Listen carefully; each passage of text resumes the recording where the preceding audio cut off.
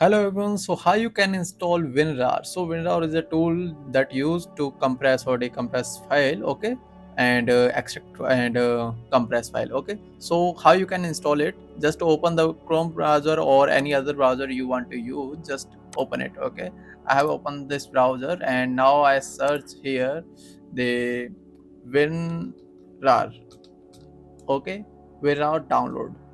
Okay, when you search it when around download, you can see the first link will appear here. Okay, so this is the official link of WinRAR. So click on it. When you click on it, you can redirect to the official site. You will redirect to the official site. So now you can see we have the setup here for Windows. Okay, so click on it.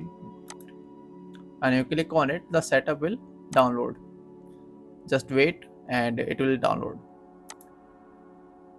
You can see the setup is downloaded successfully. Just click on it and it will automatically run. And I have clicked and it will ask permission, so say yes. Now you can see the setup wizard is appear. So that's all right. You can read all the permission if you want to read, so just click install.